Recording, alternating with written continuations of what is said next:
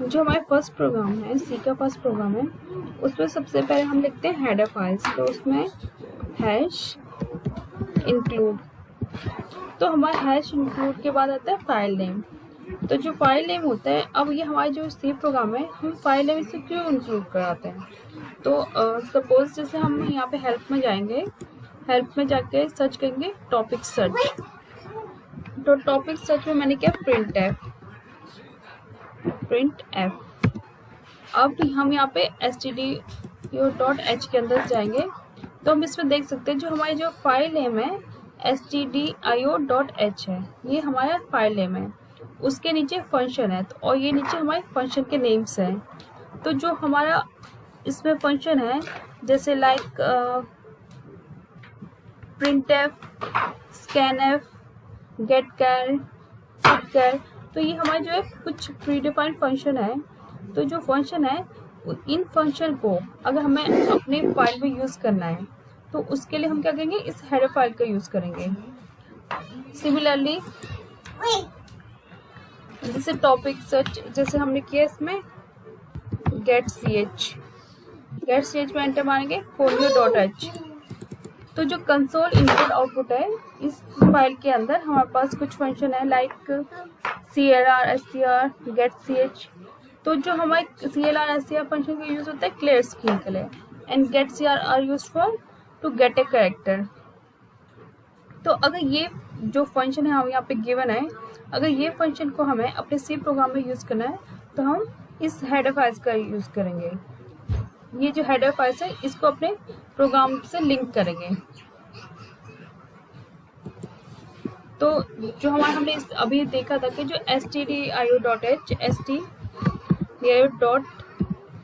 है, अगर हमें जैसे अपने प्रोग्राम में printf, scanf का यूज करना है, तो हम उस हेडर फाइल्स को अपने इस प्रोग्राम से लिंक कराएंगे। तो हमारा जो हैश इंक्लूड है, ये जो हैश है ये डायरेक्टिव होता है। ये कंपाइलर को बताता है कि जो हमारी ये फाइल है, इसको इस जो हमारे ये हम यहाँ पे जो भी सी प्रोग्राम लिख रहे हैं, इसको इस फाइल से लिंक करने के लिए, ताकि जो इसके अंदर फंक्शन है हम उसे अपने प्रोग्राम में यूज कर सकें। अब एक सेकेंड आता है हमारे इंक्लूड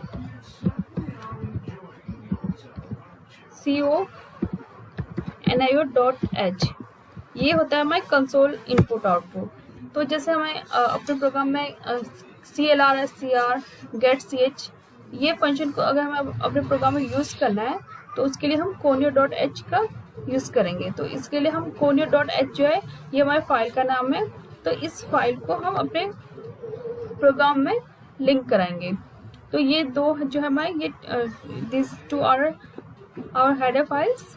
तो ये जो stdio.h, this is the file name, and conio.h is also file name. तो अगर हमें ये जो फंक्शन हमें यूज करना है, तो printf, scanf, get ch, तो इसके लिए हम ये हेडर फाइल्स का यूज करेंगे। तो जो सबसे पहले आता है हमें void main। void is a data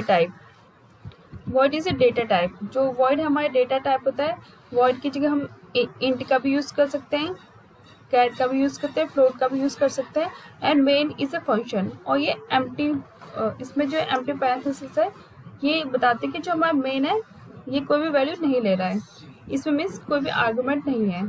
तो जो हमारा मेन फंक्शन है, this show the beginning of main, यहाँ से हमें मेन स्टार्ट हो रहा है, and this is the end of the main. तो हमारा जो मेन फंक्शन है, वो यहाँ से स्टार्ट हो रहा है बिगनिंग पैरेंथेसिस से, और ये एंडिंग ब्रेसेस है। तो जो ये शो करता है कि जो मेन है, ये जो इसके अंदर जो भी हम स्टेटमेंट लिखेंगे, वो एक मेन का पार्ट है। तो जो हमारा void है, ये हमारा डेटा टाइप होता है। ये डिनोट करता है कि जो हमारा ये प्रोग्राम है, ये प्रोग्राम जो हमारा है, वो कोई भी वैल्यू रिटर्न नहीं करेगा। अगर सपोज हम void की जगह int लें या फ्लोट लें या कोई भी अदर वेरिएबल डेटा टाइप लें, तो जो int लेंगे, तो हमें यहाँ पे अगर void की जगह int main यूज करेंगे, तो जो हमारा ये प्रोग्राम है, वो उसमें हमें इंटीजर वैल्यू रिटर्न करानी पड़ेगी। तो जो ये void से जो इंटीजर वैल्यू हम रिटर्न कराते हैं, वो हमारे ऑपरेटिंग सिस्टम के पास जाती है। तो जब यहाँ से वैल्यू रिटर्न होकर ऑपरेटिंग सिस्टम के पास जाती है तो ऑपरेटिंग सिस्टम को पता चलता है कि ये जो हमारा प्रोग्राम है ये सक्सेसफुली एग्जीक्यूट हो गया है। तो हम इसकी जगह वॉइड की जगह इंट भी लिख सकते हैं, like we can also write int main. तो इंट मेन मीन्स हमें यहाँ से इंटीजर वैल्यू रिटर्न करानी पड़ेगी, लाइक रिटर्न 0। तो हमें अगर यहाँ पे इंट मेन लिखेंगे तो हमें इंटीजर वैल्यू रिटर्न करानी पड़ेगी। और जो वॉइड है, अगर हमने वॉइड लिखा मीन्स वॉइड का मतलब होता है कि ये हमारा जो प्रोग्राम है कोई भी वैल्यू को रिटर्न नहीं करता। तो हम यहाँ पे वॉइड मेन का यूज कर रहे हैं।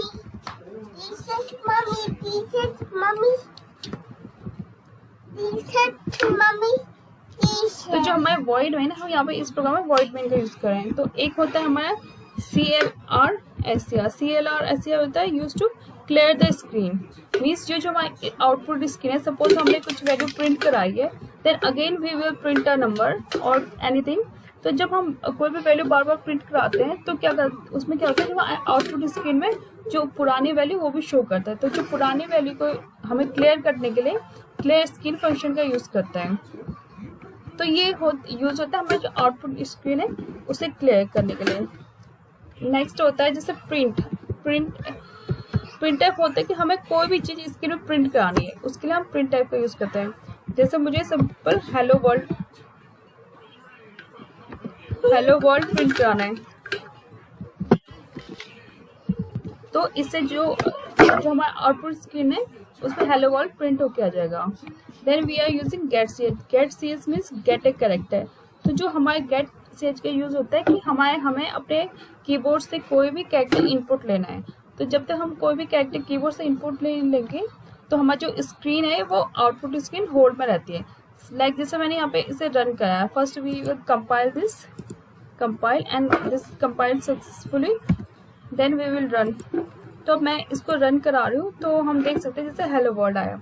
अब हेलो वर्ल्ड आया तो ये हमारे आउटपुट स्क्रीन में, इसमें क्या कर रहा है कि अभी हमारी स्क्रीन होल्ड में है, अभी हमारी स्क्रीन होल्ड में है। अब सपोज मैं अपने कीबोर्ड से कोई भी की प्रेस करती हूँ, लाइक मैंने V प्रेस किया तो देखो हमारी जो स्क्रीन है वो एग्जिट हो गई।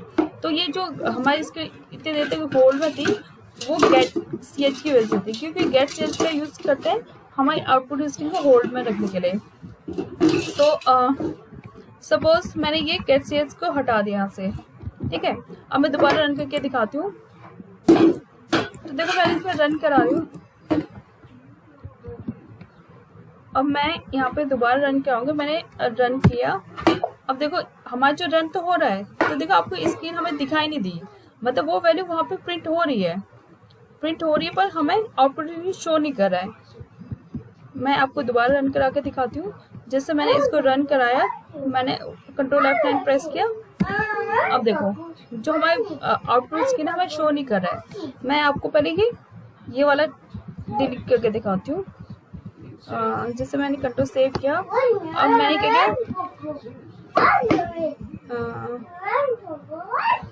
एक मिनट, मैंने जैसे यहाँ पे रन किया, अब देखो हमारा आउटपुट स्क्रीन नहीं आ रही है।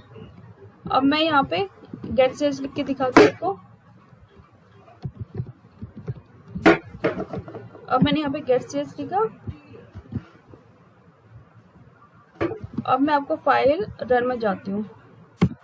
अब देखो हमारे पास 1 2 3 4 1 2 3 टाइम हमारा आउटपुट आया। तो अभी हमने जो रन कराया था, अब जैसे मैं अभी हमने देखा था कि हमने जब रन कराया था उस समय, तो इसमें क्या होता है आउटपुट हमें दिखा शो नहीं कर रहा था, पर वो आउटपुट आ रहा था क्योंकि मैंने क्लियर स्क्रीन हटा दिया है। तो ये आउटपुट हमारे जो हेलो वर्ल्ड है ये हमें 3 बार रन हुआ है, पर हमें शो नहीं हुआ क्योंकि हमने गेट ch हटा रखा था। तो गेट ch का यूज होता है हमारी स्क्रीन को होल्ड में रखने के लिए। एक होता है इसमें /n, ये होता है न्यू लाइन के लिए, मीन्स जो नेक्स्ट आउटपुट है वो न्यू लाइन में आएगा। अब जैसे मैं इस CLR SCR, तो मैं आपको गेट ch का यूज एक और बार बताती हूँ। जैसे मैंने कंट्रोल S सेव किया, अब देखो मैंने क्या किया, इसको मैं आपको रन करा के दिखाती हूँ। जैसे मैंने रन कराया, अब देखो मेरा हेलो वर्ल्ड आ रहा है, ठीक है। अब ये हमारी स्क्रीन होल्ड में है और मैंने F दबाया तो हमने एग्जिट कर लिया। अब मैं क्या करती हूँ, आपको क्लियर स्क्रीन को पहले क्लियर स्क्रीन से क्या होता है, जो हमारा पुराना आउटपुट है, जो अभी हमने रन करा और जो आउटपुट आया वो हमारे क्लियर हो गया, तो इससे क्लियर हो जाता है। तो मैं क्या करती हूँ, पहले क्लियर स्क्रीन को हटा देती हूँ ताकि हमारे जो आउटपुट आए वो सेव होकर रहे। तो मैंने पहले एक बार मैं पहले रन कर रहा हूँ वन टाइम, सॉरी मैं गेट सी एच हटाऊंगी। देखो अभी आपने देखा कि हमारे पास 2 बार हेलो वर्ल्ड आए, तो हमारे पास 2 आउटपुट है हेलो वर्ल्ड के, ठीक है।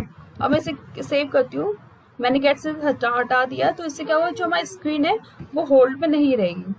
तो अब मैं आपको दिखाती हूँ, मैंने अभी हमारे पास हमने जो आउटपुट में देखा था 2 टाइम था हेलो वर्ल्ड। अब मैंने इसको रन कराया, देखो हमारा आउटपुट शो नहीं कर रहा, ठीक है।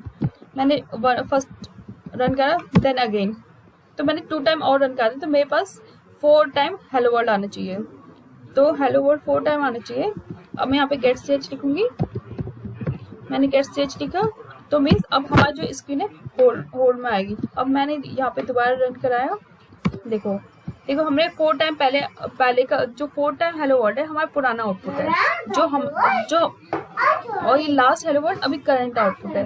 तो इसमें हमने जब गेट ch हटाया था तो हमारे पास आउटपुट आ रहा था, पर वो हम देख नहीं पाए थे क्योंकि हमारी जो स्क्रीन है वो क्विट हो जा रही थी। तो अभी क्या है, हमने गेट ch का यूज किया है, तो गेट ch से हमारी स्क्रीन अभी होल्ड में है, और जब तक मैं कुछ भी की प्रेस नहीं करूंगी अपने कीबोर्ड से, ये हमारी स्क्रीन होल्ड में रहेगी। अब मैं सपोज मैंने ए प्रेस किया, तो हम दोबारा ये आउटपुट जो है आउटपुट स्क्रीन एग्जिट हो जाएगी और हमें जहाँ पे प्रोग्राम है वो शो होगा। तो ये हो गया हमारा प्रिंटफ कि हमारे आउटपुट स्क्रीन में कुछ भी प्रिंट कराने के लिए।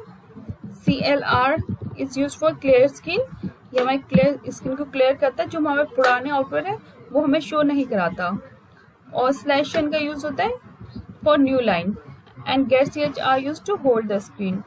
And here void is a data type, we showed that this program are not going to return anything, and main is a function, and these two are header files. So header files and stdio.h is the file name, and conio.h is also